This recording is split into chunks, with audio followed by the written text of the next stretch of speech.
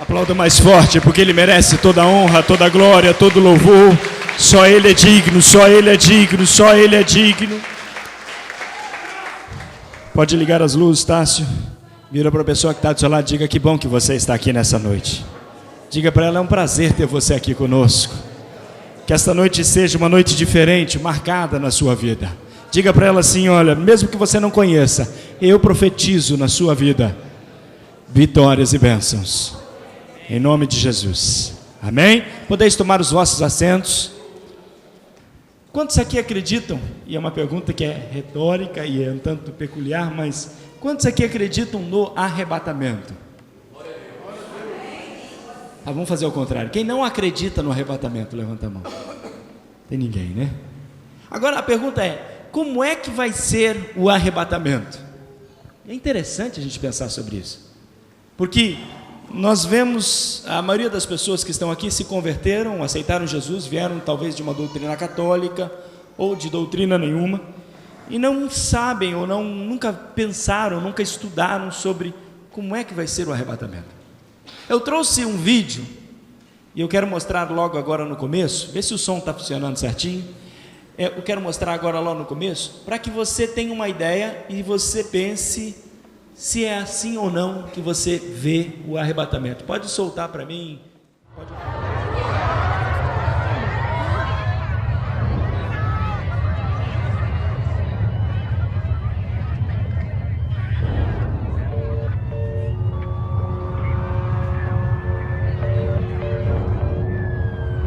What in the world?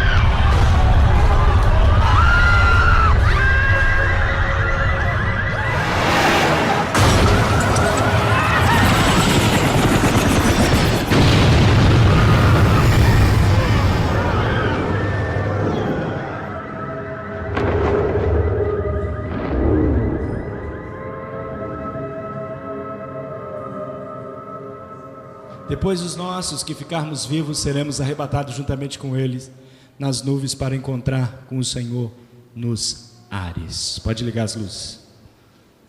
Pergunta: você segurou no banco aí? Por que, pastor, que você está perguntando? A Bíblia não deixa claramente como que vai ser esse momento, mas nós vamos estudar nessa noite algumas coisas sobre este momento. Eu postei esse vídeo ontem por volta das 11 horas da manhã no Facebook de um fanpage que eu criei segunda-feira à noite, chamado Fim dos Tempos, Quando Será? E em 24 horas nós tivemos 300 compartilhamentos e mais de 30 mil visualizações. Sabe o que é isso? As pessoas estão preocupadas. As pessoas não conseguem entender o que está acontecendo no mundo, e é muito difícil você explicar, ainda mais quando você consegue ver profecias se concretizando nos dias em que nós estamos vivendo. E para que nós não sejamos apanhados de uma maneira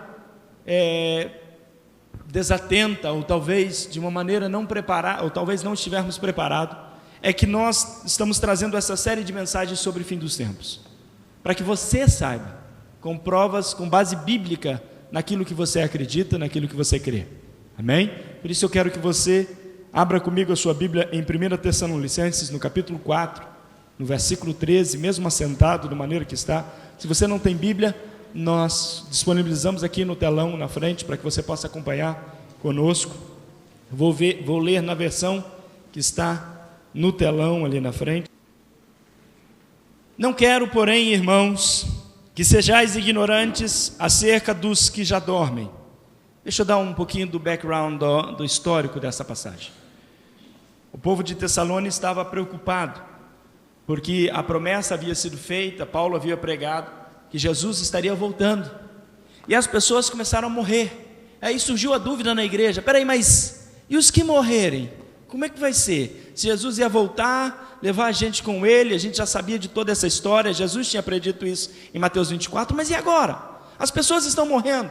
Então Paulo escreve a Tessalônica, falando sobre várias coisas, e no final, ou nesse ponto, ele começa então a exortar ou a ensinar sobre como seria o dia da vinda de Jesus. Mas antes ele precisa explicar sobre as pessoas que morreram.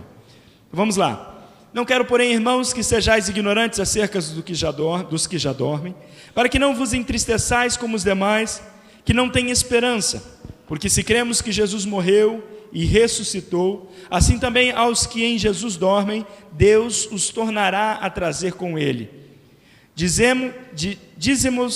Dizemos-vos, pois, isto pela palavra do Senhor, que nós, e aí ele está citando uma coisa que era comum entre os apóstolos, comum entre os que pregavam a palavra naquela época, está no Didaquê, está nessa carta, está numa outra carta também, que diz o seguinte: que nós, os que ficarmos vivos para a vinda do Senhor, não precederemos os que dormem, porque o mesmo Senhor descerá do céu com alarido e com voz de arcanjo e com trombeta de Deus, e os que morreram em Cristo ressuscitarão primeiro.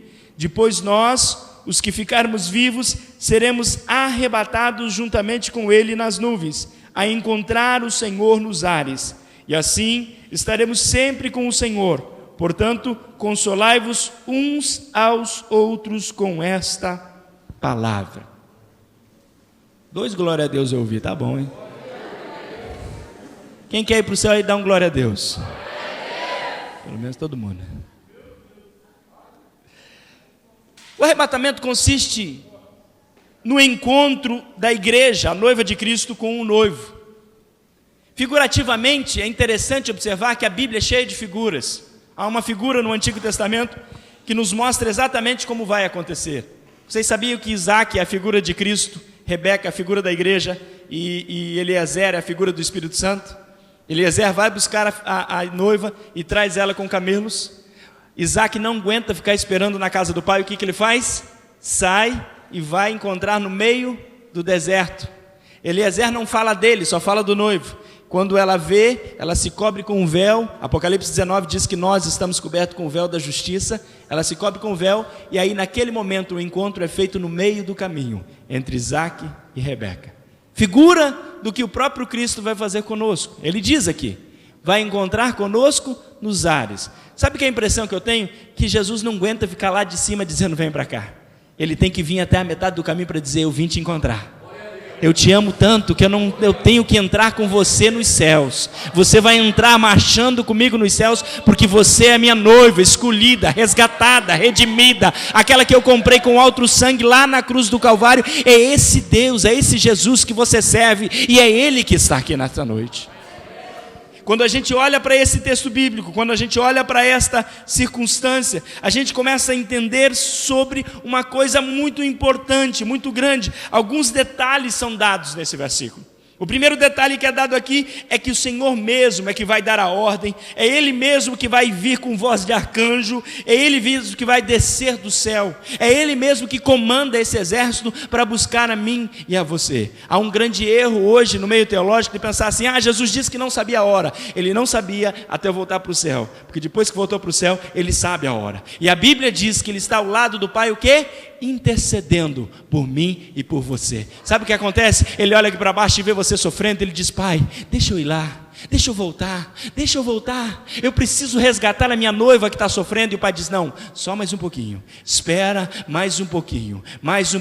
Agora a minha fé e a minha crença é que esse pouquinho está se findando, esse momento está se findando, não há mais tempo. Nós precisamos estar atentos a esses sinais, ao que Cristo colocou para nós, porque grande é a expectativa da igreja. Agora, um dos grandes sinais que tem na Bíblia e que é importante a gente observar é que os mortos ressuscitarão primeiro. E um tempo atrás eu estava pensando sobre isso, eu estava meditando sobre isso. Eu perdi meu primeiro pai com 3 anos de idade. Meu segundo pai eu perdi agora, 5 anos atrás. Minha avó, meu avô, pessoas que eu amo tanto. E a Bíblia diz que eles vão ter a primazia da ressurreição. Sabe o que é isso? Quando a trombeta tocar, o túmulo vai ter que devolver os seus familiares.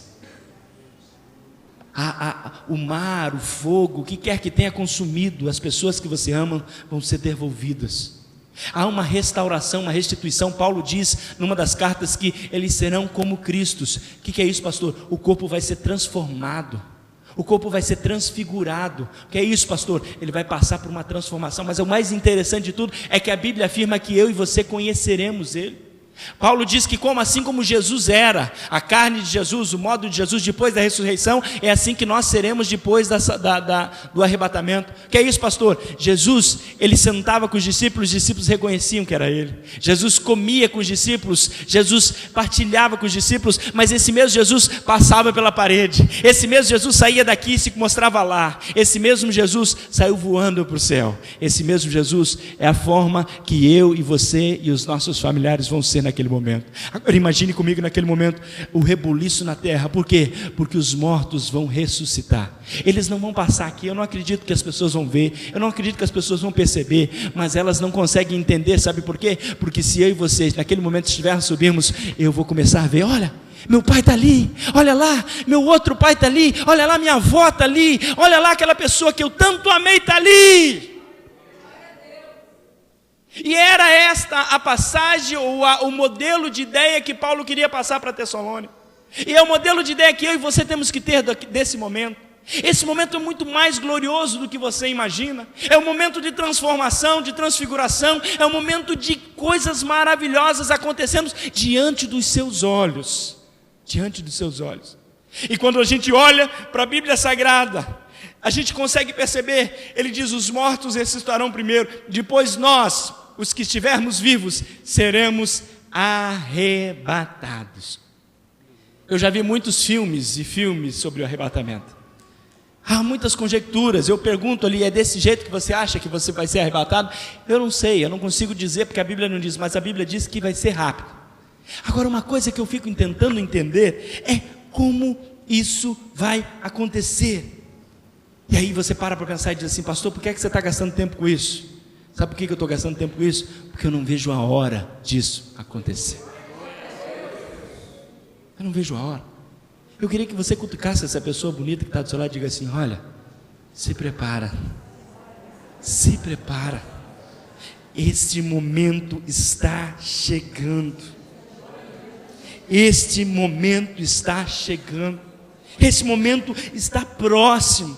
Está muito próximo, mais próximo de você do que você pode imaginar.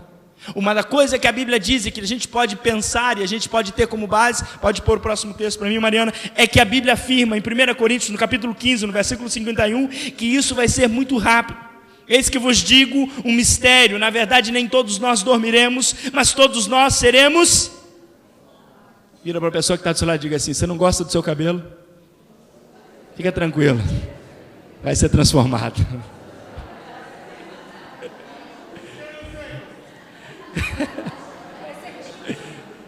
O meu Júnior perguntou aí quem não tem. Isso é problema de mulher, Júnior. Homem não tem esse problema. O que é que você está falando, pastor? Você vai ter o corpo transformado. Não é eu que estou inventando. Não é eu que estou dizendo, conjecturando, não. É o que a Bíblia está dizendo.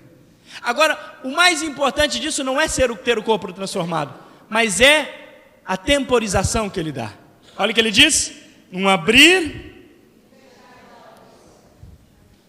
Pisca o olho aí, rapidinho. Acabou, já foi. Ante a última trombeta. Ante a última trombeta. Cadê o chofar, Júnior? Está aí? Pega lá para mim.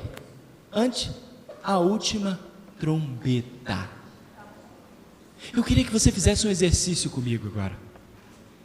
Tenta imaginar se fosse agora e não tenta piscar.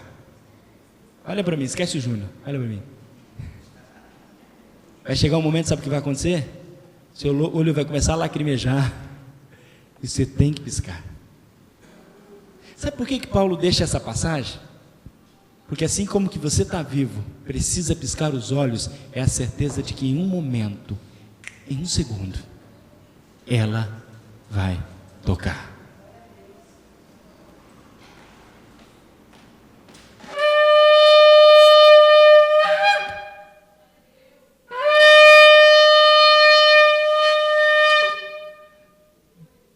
Eu não sei se você consegue entender isso, mas quando você ouvir essa trombeta, é sinal que você é escolhido.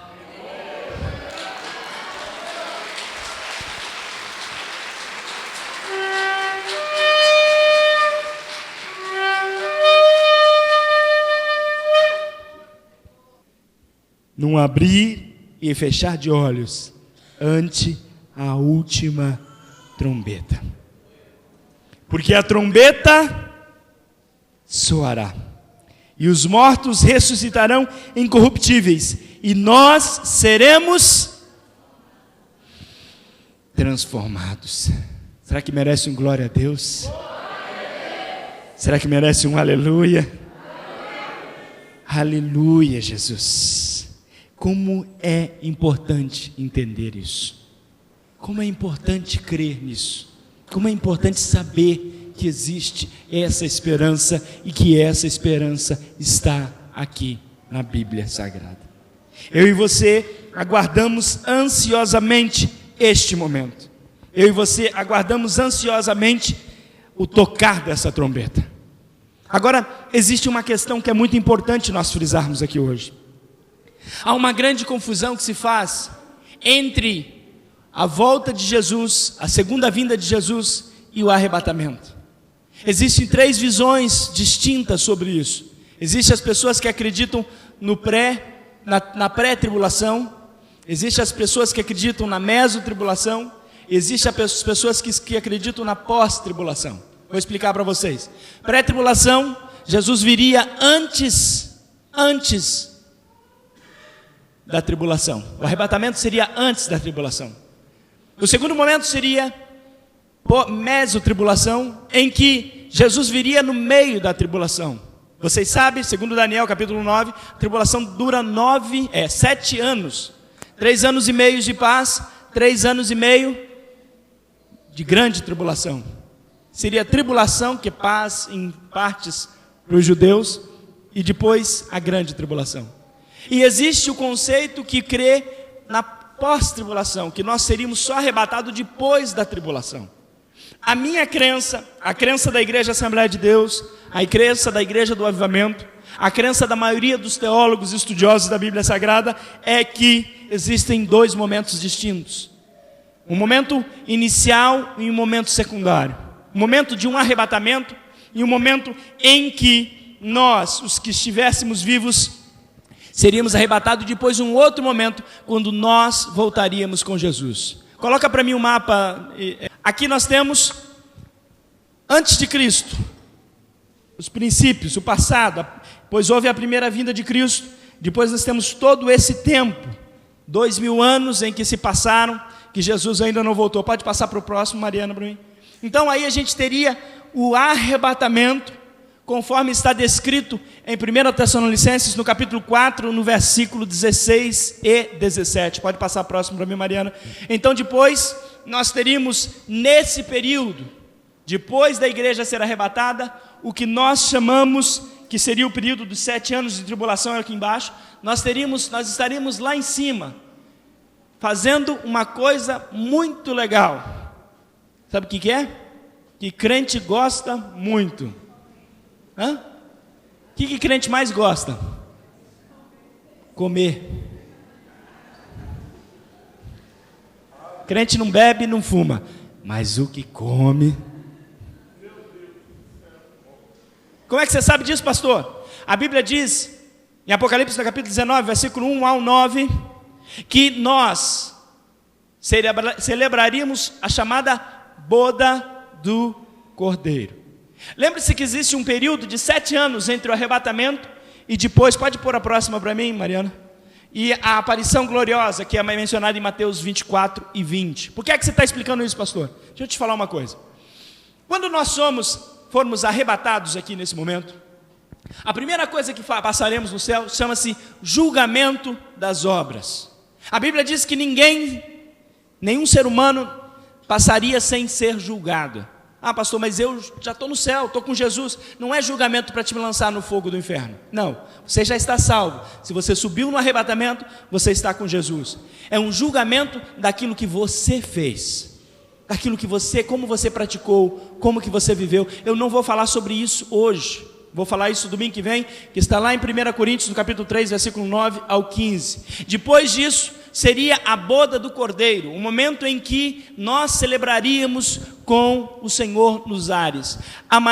O maior banquete que se tem em história, que se tem notícia em livros de história, na história humana, se chama o banquete de Nabucodonosor. O banquete de Nabucodonosor foi feito num lugar em que se media quase que 1 quilômetro de extensão, e as pessoas servindo comida o tempo todo, e ele sentava num ponto em que de todos os lados se podia ver Nabucodonosor, quase 1 quilômetro de extensão, sabia que era ele que estava lá, que era o esplendor que estava lá, que era a glória que estava lá. Este é o maior banquete que se tem registrado na história humana. Deixa eu te falar uma coisa, não se compara ao banquete que eu e você vamos estar lá em cima. Por que, pastor? Porque serão anjos servindo você. Eu não sei o que a gente vai comer lá e também não me interessa, sabe por quê? O que interessa é que nós vamos estar olhando para o Rei dos Reis, Senhor dos Senhores, Criador do céu e da terra, o Príncipe da paz, Pai da eternidade, aquele que formou você, aquele que criou você, aquele que idealizou tudo isso aqui.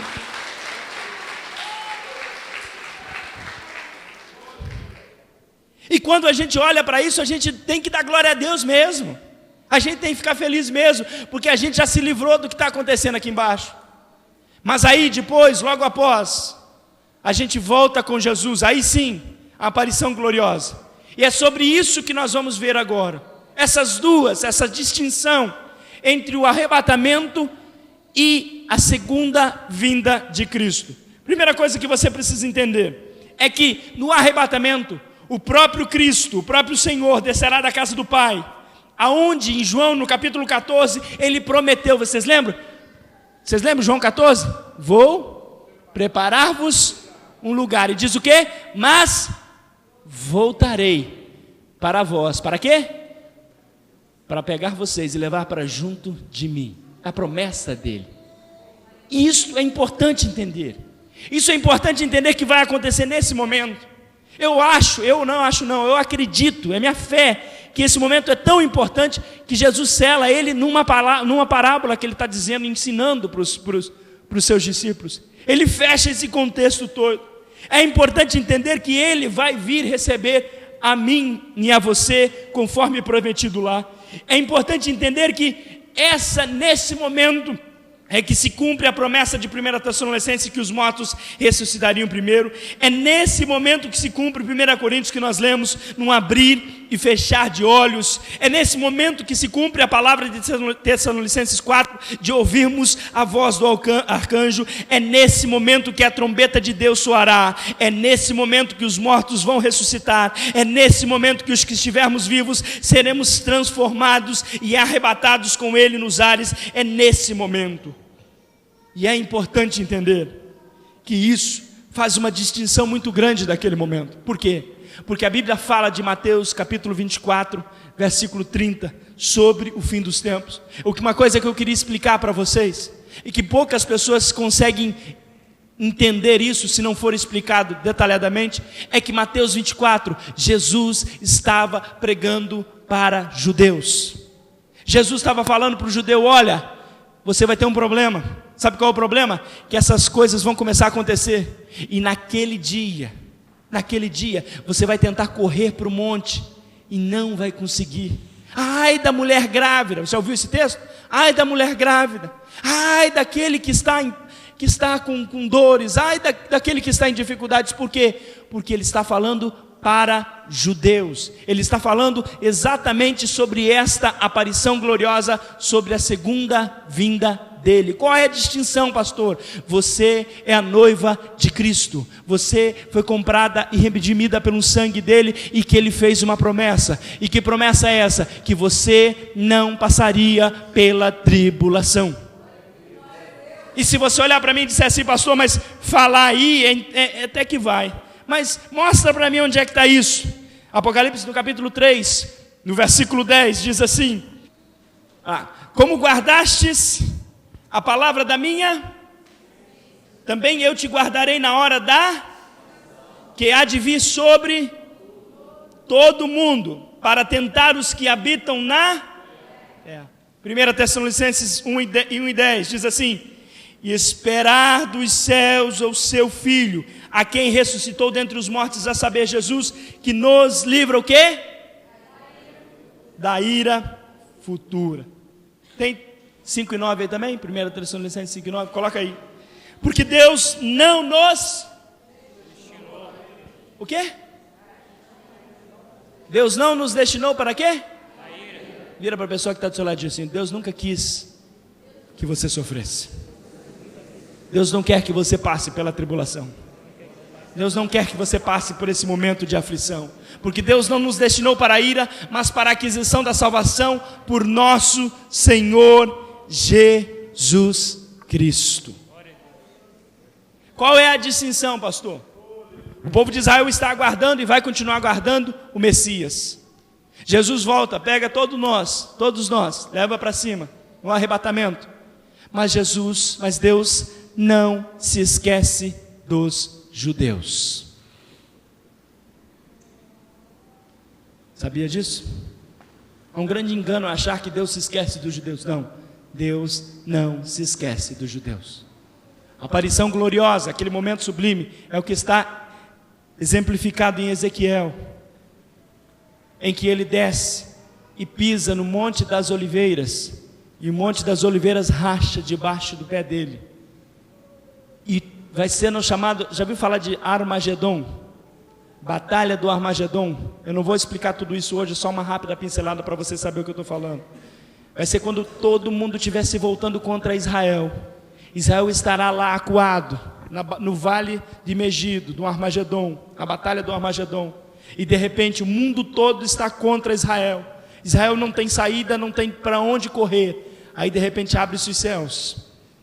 Surge no céu o quê? Qual é a grande diferença? Surge no céu um homem sentado num cavalo branco. Numa coxa está escrita Rei dos Reis, na outra está escrita Senhor dos Senhores. Sabe quem é que está atrás dele? Eu e você. Eu e você, a gente está voltando do céu depois de celebrar na boda do Cordeiro. Jesus está vindo resgatar a sua Israel, o povo prometido, e ele começa a descer e começa a vir. Aí sim, todo olho verá, toda língua confessará que só tem um rei, o Rei dos Reis, o Senhor dos Senhores, aquele que vem marchando. E eu tinha um membro uma vez que ele era meio Jedi, ele queria lutar e brigar, e ele gostava de brigar. Ele falou: pastor, é nessa hora que eu vou descer lá com a espada e Falei: irmão, você nem vai precisar disso, sabe por quê? Porque a minha Bíblia, a sua Bíblia diz o quê? Que Jesus vai o quê? Abrir a boca, e a palavra que sai da boca dele vai aniquilar todos os inimigos de Israel. Sabe o que é isso? Eu e você vamos estar assistindo de camarote. De camarote. É ali Jesus. O que é que você está pregando, pastor? Eu estou pregando que se você for fiel ao Senhor, Deus vai ser fiel a você. Se você for fiel a todas essas coisas, Deus vai ser fiel a você. Agora, eu queria que você entendesse algo muito importante. Hoje eu estou falando de arrebatamento, e é importante eu falar sobre isso. Eu queria que você abrisse a sua Bíblia comigo em 2 Tessalonicenses, no capítulo 2. Vamos a partir do versículo 1, vamos lá. Ora, irmãos, rogamo-vos pela vinda de nosso Senhor Jesus Cristo e pela nossa reunião com Ele, que não vos movais facilmente do vosso entendimento, nem vos perturbeis, quer por espírito, quer por palavra, quer por epístola, como de nós, como se o dia de Cristo estivesse perto.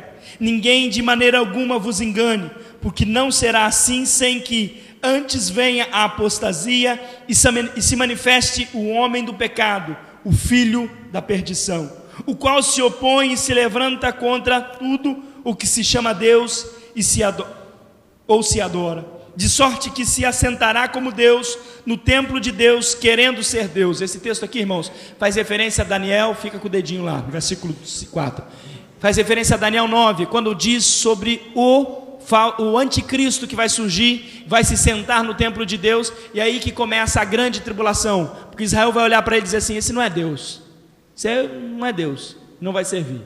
Então é esse homem que se manifesta aqui, que Paulo está dizendo. Versículo 5: não vos lembrais do que estas coisas vos dizia quando ainda estava convosco, e agora vós sabeis que o que detém, para que a seu próprio tempo seja manifesto. O que é que Paulo está explicando aqui? Versículo anterior ele fala sobre o Espírito Santo que mora dentro de nós. Olha para mim, um segundinho. Paulo estava explicando sobre a ação do Espírito Santo, a ação da fé, a ação do amor na carta anterior. Então ele está dizendo: se você sabe quem que detém a manifestação do anticristo, quem? O Espírito Santo que mora dentro de nós. Sabe quando que o Espírito Santo volta para casa? Quando? Quando houver o arrebatamento. O Espírito Santo vai conosco, vai nos conduzir até Deus, até Jesus. E aí você consegue entender uma coisa que é interessante, olha ali. Porque então, e agora vai saber que o que detém, para que o seu próprio tempo seja se manifesto. Porque já o ministério da injustiça opera, somente há um, que agora resiste, até que do meio seja o quê? Acabei de falar para vocês quem é: o Espírito Santo que opera em nós, vive em nós. E então será o quê? Revelado o iníquo, a quem ao Senhor desfará pelo assopro da sua boca, e o aniquilará pelo esplendor da sua vinda. A esse cuja vinda é segundo a eficácia de Satanás, com todo o poder e sinais e prodígios e mentiras. É importante você saber disso. O diabo vai dar poder ao anticristo, ao próprio Satanás, vai dar poder aos seus para fazer milagres, prodígios e enganos. E com todo o engano versículo 10, e com todo o engano da injustiça para os que perecem. Por quê? Não receberam o amor da verdade para o quê? Se salvaram. É por isso que Deus lhes enviará a operação do erro, para que creiam na mentira, para que sejam julgados todos os que não creram a verdade, antes tiveram prazer na iniquidade. Eu queria que você frisasse bem esse versículo 9, 10 e 11. O que é que você está falando, pastor? Eu quero que você olhe para mim, porque é importante. Há uma corrente errônea, e eu não sou senhor da razão, não. Eu não posso dizer para você que eu tenho todo o conhecimento e sei tudo, mas isso aqui eu estudo há muito tempo, e eu ouço essa mensagem desde que eu sou criança, e eu tenho estudado ela para saber cada vez mais sobre ela. E uma coisa que eu aprendi desde criança, e que é importante você saber, é que quando Jesus vir, você que já conhece a verdade, que já conhece a palavra no arrebatamento, vai ficar muito, muito, muito difícil para você se salvar na grande tribulação. E eu queria que você prestasse atenção aqui. Por quê? Porque eu estou lendo esse texto para você, para justificar o que eu vou falar agora. Eu creio, eu não estou dizendo que é a verdade, que eu sou o Senhor da razão. Eu creio, pela interpretação desse texto e de alguns outros que eu vou te citar agora, que quem conhece a verdade não terá uma segunda chance. Por que é que você está afirmando isso, pastor? Eu estou afirmando isso porque o próprio Jesus um dia contou uma parábola. Vocês se lembram da parábola das 10 virgens? O que é que Jesus diz? As 10 virgens tinham o quê? Lâmpada acesa. Quer dizer, elas não estavam desviadas. Só faltava o quê? Azeite. E aí, 5 tinham azeite de sobra e 5 não. O que acontece? As 5 vão fazer o quê? Buscar azeite. Quando elas voltam, o noivo já veio e as 5 já entraram. E o que é a resposta do porteiro para aquelas 5 que vieram? Não, nós estamos aqui, nós estávamos na festa, nós somos convidados, nós temos fogo, nós temos a lamparina acesa. O que é a resposta? Alguém sabe me dizer? Quem lembra dessa parte da Bíblia? Não vos conheço. Apartai-vos de mim para o fogo eterno. Jesus disse essa palavra. E Paulo vem nesse texto dizer uma coisa que corrobora um pouco com isso. Olha o que Paulo está dizendo no versículo 9, a partir do versículo 9. A esse cuja vinda é segundo a eficácia de Satanás. O texto está ali se você quiser acompanhar. Com todo o poder e sinais e prodígios e mentira, e com todo o engano da injustiça para os que perecem, porque não receberam o amor da verdade para se salvarem. E é por isso que Deus lhes enviará o quê? A operação do erro, para que creiam o quê? Na mentira. Sabe o que vai acontecer depois que Jesus voltar? A notícia vai dizer: desapareceu milhares de pessoas no mundo, inclusive você.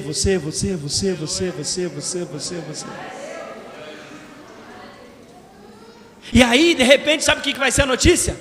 Entra lá, plantão do Jornal Nacional, William Bonner, não sei, pode ser que ele suba também, não vou julgar, ou qualquer um. Acaba de sumir no mundo milhares de pessoas. O que essas pessoas tinham em comum? Uma fé única. E acredita-se que os extraterrestres estão atrás dessa fé. É a energia que eles precisam para conduzir o povo deles. E você sabe que vai ter gente que vai acreditar? Por quê? Porque a Bíblia está dizendo isso. E você sabe que tem gente que um dia frequentou a igreja, como você, que sabe da verdade, que vai acreditar, porque a Bíblia diz que Deus, olha o que o texto está dizendo: por isso Deus enviará a operação do erro, para que creiam a mentira, para que sejam julgados todos os que não creram na verdade, antes tiveram prazer na iniquidade. Eu quero te dar um conselho nessa noite. O conselho é que se você se mantenha firme na rocha. Se existe alguma coisa que te impede de servir a Deus, de adorar a Deus, tira isso do seu caminho. Se tem uma coisa que eu posso te dizer nessa noite, é que Jesus está voltando. Domingo passado a gente viu alguns sinais sobre Israel. Domingo anterior nós vimos alguns sinais sobre o mundo. Domingo que vem a gente vai ver mais algumas coisas sobre a tribulação, a grande tribulação. Mas eu quero que você entenda: Jesus está voltando. Eu não creio que vai demorar muito. Eu acredito que Jesus pode voltar agora, nesse momento, me levar para morar com Ele. Agora, o que importa de tudo isso é que você tenha a sua fé centrada em Deus. E eu não venho aqui de forma nenhuma fazer terrorismo barato com você não, terrorismo mental não. O que eu estou te dizendo é a pura verdade do que a Bíblia diz. Jesus disse a você: creia em mim, creia em mim, creia em mim. Sabe qual é a solução para que Jesus te leve para com Ele? Você acreditar que Ele é vivo, você acreditar que Ele existe, você ouvir a voz dEle, você pedir para Ele entrar e morar no seu coração, você ter a sua vida conduzida pela palavra dEle e pela vontade dEle. Sabe o que Jesus trouxe você aqui nessa noite para saber? Para que você soubesse que não importa a circunstância, não importa o problema, não importa a dificuldade, Ele está de olho em você e está dizendo assim: olha, eu comprei você lá na cruz do Calvário e nada pode tirar você de mim, a não ser a sua própria vontade. E nessa noite está posta diante de você uma porta, e a porta é a porta da salvação. E é você que tem que dizer: eu quero entrar por ela. Porque se você não entrar por ela, você está condenado a viver nesses 7 anos de tribulação e muito mais, talvez o resto da sua vida, ou nem tem mais vida, porque a eternidade, o resto da eternidade num lago de fogo, num ranger de dentes, e é isso que a Bíblia diz que vai ter. Pastor, eu não acredito nisso. Você aposta a sua vida nisso? Você apostaria a sua vida que não existe inferno? Por que é que Jesus deixou tantos sinais se cumprindo, tantas coisas acontecendo? Eu queria falar um pouquinho, não dá tempo hoje, sobre profecias. Quantas profecias estão se cumprindo nos últimos dias, exatamente como a palavra diz que é. Exatamente. O que precisa é você acordar, você despertar, você dizer: Deus, eu estou aqui, eu creio que tu estás voltando, eu creio que as coisas estão acontecendo de uma maneira em que eu não consigo entender, eu não consigo ver, eu não consigo visualizar, mas eu sei que tu estás trabalhando por mim. Eu queria que você se colocasse de pé nesse instante. Eu queria cantar um louvor, eu não sei se eles vão saber tocar, mas eu sei que minha irmã lembra dessa música, que diz assim, olha: a minha alma estava longe dos céus, eu era pobre e desprezei meu pecador, mas Jesus já transformou minhas trevas em luz, quando Ele estendeu a sua mão para mim. Quando Jesus estendeu a sua mão, quando Ele estendeu a sua mão para mim,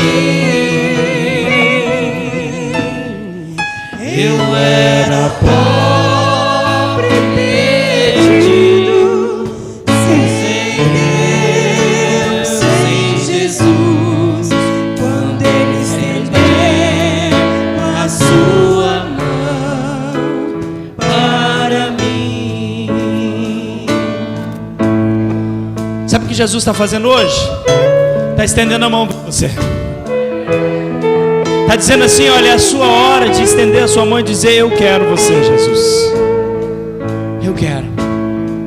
Talvez você diga assim: pastor, mas eu preciso me consertar, eu preciso me acertar, eu preciso acertar o meu relacionamento, eu preciso acertar a minha vida conjugal, eu preciso, deixa eu te dizer uma coisa: o que você precisa nessa noite se chama JESUS, Jesus Cristo. É o que você precisa, porque quando você começar a seguir Ele, viver com Ele, todas as demais coisas vos serão acrescentadas.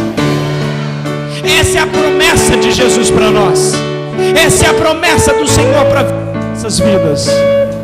Eu queria que nesse momento, você que quer aceitar Jesus como seu Salvador, onde quer que você esteja, levanta a sua mão bem alta assim, ó, que eu quero orar por você.